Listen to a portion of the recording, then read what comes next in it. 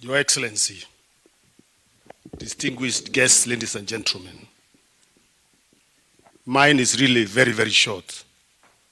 I've been very new in this ministry, and most of the work that has produced this report is the work of the team that is here and my predecessor. So I want to take this opportunity to thank Andan and the rest of the team here for this work that is a fruit of collaborative effort between government, private sector, and everybody else who played a role in this report. Secondly, mine is really to pledge to His Excellency the President that we will maintain the momentum on this, and our commitment is to be able to reach the target below 50% before 2020,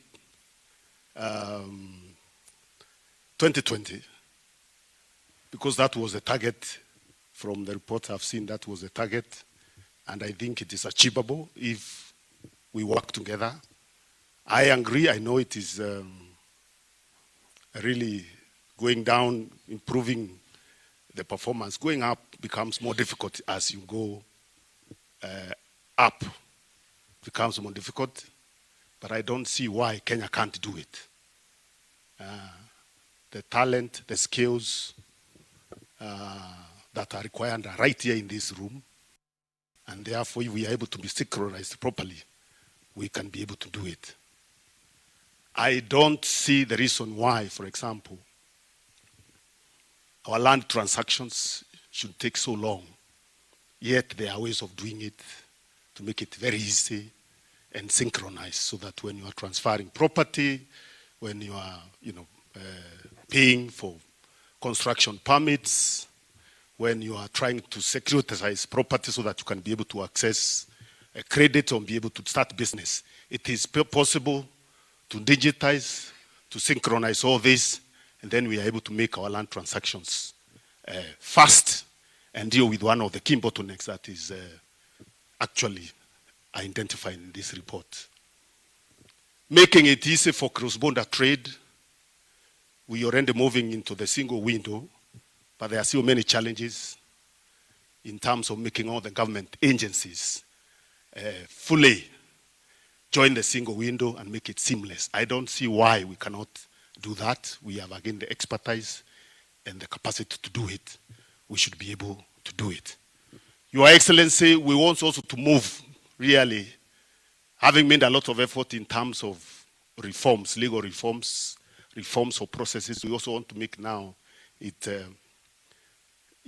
real practical, so that benefits can be able to percolate to the business people, especially the small business people. And indeed, the issue of formalization of small businesses, assisting them to be able to register, to get access, widen the access to credit for small businesses, and all other challenges that have been facing this very extremely important in this country should be able to be addressed.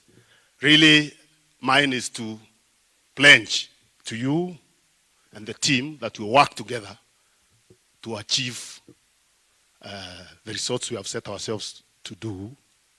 And under your leadership, I remember when you moved me to this ministry, among the key things you mentioned, this was the first thing you mentioned, that we have to keep our finger on the ease of doing business, resorts and business reforms. And therefore, we will be able to do it, but we need to work together. We need to abandon the silo mentality sometimes that I see in government that makes it difficult for one agency to talk to another. Yet we are all here to serve the same public. And yet, if we succeed, we all succeed together. So we need to look into that, look at the bigger picture, pull together, and be able to achieve. With those many remarks, it's my opportunity now to invite the Deputy President, who has also given leadership in this work, to address the gathering.